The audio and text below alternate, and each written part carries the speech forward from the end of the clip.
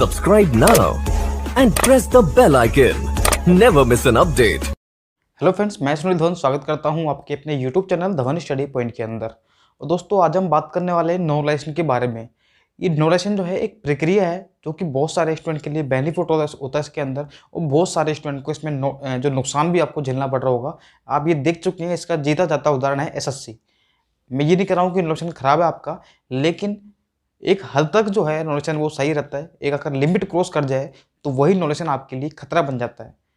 आप सोचते हैं कि नंबर बढ़ेंगे तो ये आपके लिए पॉजिटिविटी है, तो आप देख लीजिए। अब नॉर्मलाइजेशन में लोगों के सीरियल के अंदर 60-70 नंबर बढ़े, तो उसका रिजल्ट आपके सामने है कि कट ऑफ आप देख चुके हैं कि क्या कट ऑफ गई है आपकी। ठीक है, देखो हम यहाँ बात करते हैं सीधे सीधे एक बार, ज़्यादा हम लोग फालतू नहीं करेंगे, लेकिन जो मेन पॉइंट है उस पर आते हैं हम लोग एक बार। मैंने आपको पहले ही पिछले वीडियो में बताया था कि एसएससी सीरियल के अंदर जो 2018 था, उसमें जो आपकी मिनिमम जो कट ऑफ गई थी, वो 547 पॉइंट समथिंग गई थी। ठीक है, 547.4 ऐसे कुछ गई थी। इसका रीजन ये था क्योंकि प्री के अंदर तो चलो मान लिया आपके नॉर्मलाइजेशन मार्क्स बढ़ गए थे, ठीक है, अच्छी कोई दिक्कत नहीं है।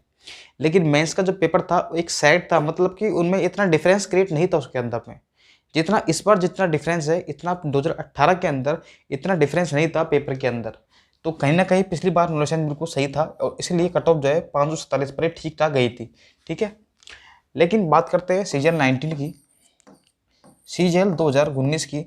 तो इसके अंदर नॉर्मलाइजेशन का कितना फ़र्क पड़ा है, देखो हम सीधे सीधे बात करते हैं। तो प्री के अंदर आप लोग देखना एक बार, अगर हम लोग जो पेपर बिल्कुल टफ थे, एवरेज थे, उनके अंदर आप देखना नंबर जो है आपकी 30 से 35 के आसपास बढ़े हैं। ठीक है ना, मैं बात कर रहा हूँ नॉर्मलाइजेशन की। नॉर्मलाइजेशन कैसे हुआ है, उसका क्या असर हुआ है यहाँ पर स्टूडेंट पर, वो मैं आपको बता रहा हूँ एक बार। ये तो है प्री की बात। अब बात करते हैं हम लोग एक बार मेंस की। मेंस के अंदर जो पेपर हुआ था आपका, वो हुआ था 15 को, 16 को और 18 को।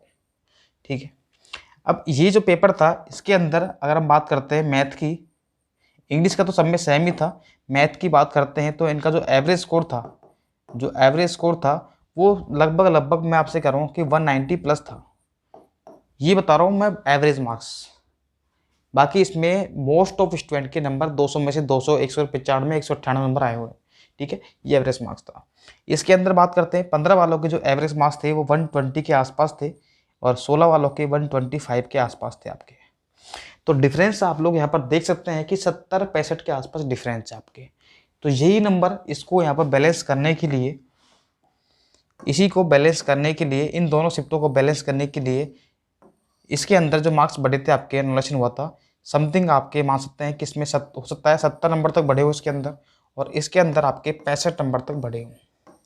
और ये आप लोग एक बार खुद रेस करना। और दोस्तों, मैं आपसे एक चीज़ बात और कह रहा हूँ, आप लोग कमेंट जरूर करना आपके मार्क्स कितने आए एक बार, आपके टायर फर्स्ट में कितने हैं, टायर 2 में कितने हैं, और टायर 3 में आपके एक्सपेक्टेड मार्क्स कितने हैं, और आपके टोटल मार्क्स अभी कितने आ रहे हैं। आपका लिस्ट 4 में नाम है या नहीं है, लिस्ट 3 में नाम है या नहीं है, एक बार आप लोग मुझे कमेंट सेक्शन में जरूर बताना, ताकि हम लोग एक बार थोड़ा सा गैस कर पाएंगे कि कितने आपके नॉलेज मार्क्स बढ़े हैं आपके।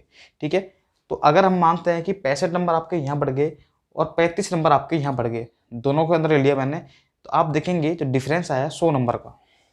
ठीक है ना, देखिए एक बार। तो कुल मिलाकर मैं आपसे एक बात बताऊं कि 2019 के अंदर जो आपकी ये नॉर्मलाइजेशन बाबा है, इसने क्या इफेक्ट किया है वो देखिए। नॉर्मलाइजेशन इफेक्ट ने क्या इफेक्ट किया है, तो प्री के अंदर मान लेते हैं हम लोग 35, ये सबकी बात नहीं करता हूँ, मेंस के अंदर मान लेते हैं 65।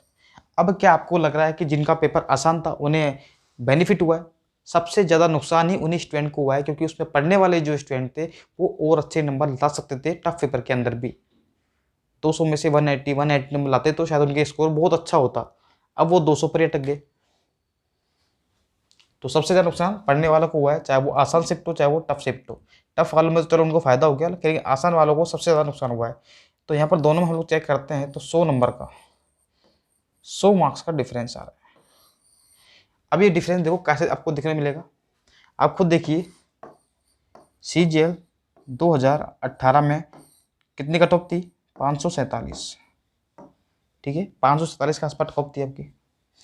और ये 100 मार्क्स देखो नॉलेज आपका इसके अंदर भी हुआ था, लेकिन इसमें इतना डिफरेंस नहीं था। प्री के अंदर मान सकते हैं आपका मान लीजिए 30 नंबर का डिफरेंस था, और मेंस में कितना डिफरेंस नहीं आया था, 10 से 12 नंबर का डिफरेंस था। और इस बार जो है पेपर आपका इंग्लिश का भी बहुत आसान आया था, पेपर इंग्लिश का भी बहुत आसान था, और इसीलिए कट ऑफ यहाँ पर बढ़ने के कारण है आपके। ठीक है, तो आप मान के चलिए 540 के अंदर अगर मैं इसमें से जो नंबर आपके प्री वाले भी हटा देता हूँ मान लीजिए, तो 80 नंबर भी जोड़ता हूँ आपके, 80 नहीं 90 जोड़ लो, काम करो आप लोग, तो कहीं ना कहीं कितना हो गया आपके, यानी कि 637। तो इसके आसपास इससे ज़्यादा ही आपकी कट ऑफ जाने वाली है। पहली बात तो ये मैं आपको बता भी चुका हूँ पहले भी। तो नो लेसन का इतना गंदा इफेक्ट पड़ा है, और सबसे ज़्यादा इफेक्ट पड़ा है आसान शिफ्ट वाले के अंदर।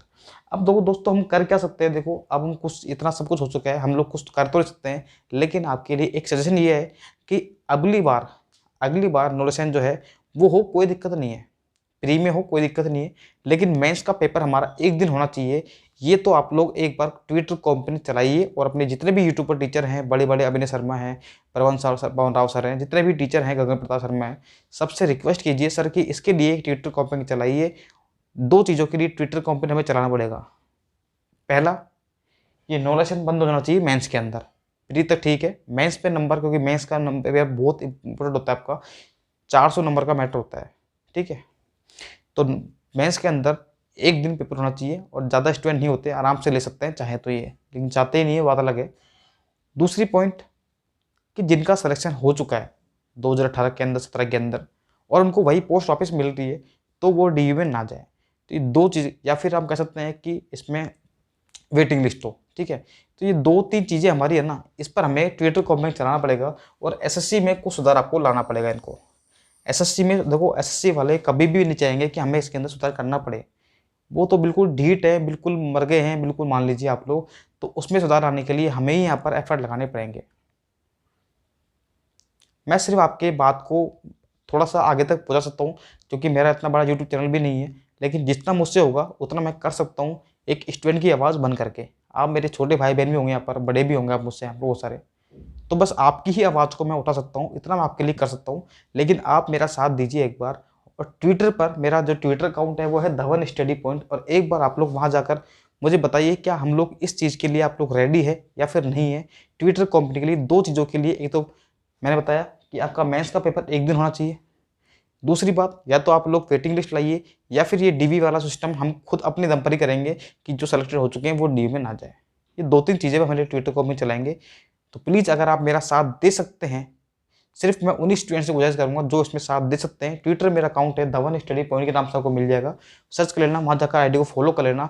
और मैं इसके लिए, अगर आप मेरे पास लगे बहुत सारे कमेंट आए तो, और मुझे लगा कि इसमें बहुत ज़्यादा आप लोग एफर्ट लगा सकते हो और आपका सपोर्ट मिलेगा, तो डेफिनेटली मैं इसके लिए ट्विटर को मैं चलाऊँगा, और इसको हम लोग बहुत अच्छे लेवल तक लेके जाएंगे। फिर मैं 2-3 चैनल से और बात कर लूँगा, तो फिर हम लोग इसको आगे बढ़ाएंगे ट्विटर कमेंट को। तो आप साथ दोगे या नहीं दोगे, एक बार कमेंट में आप लोग मेरी अपनी राय जरूर बताना।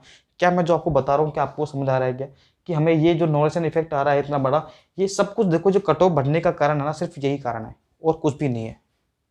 इतनी हाई कट ऑफ जाने का सिर्फ और सिर्फ यही कारण है, ये 100 नंबर आपको फोकट के मिल रहे हैं, इसीलिए कट ऑफ जा रही है।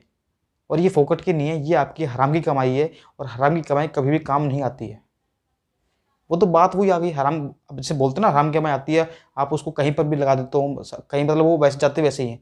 तो ये नंबर आपके जो हराम के आए ना, ये कोई काम के नहीं है, इनसे आपका सिलेक्शन भी नहीं हो रहा है। तो सीधी सी बात है, हमें हराम की नहीं चाहिए, हमें मेहनत की चाहिए। चाहे नंबर कम आए तो कट ऑफ कम जाएगी, सीधी सी बात है। दोस्तों मिलते हैं अगली वीडियो में, जब तक के लिए bye bye, okay, thanks for watching.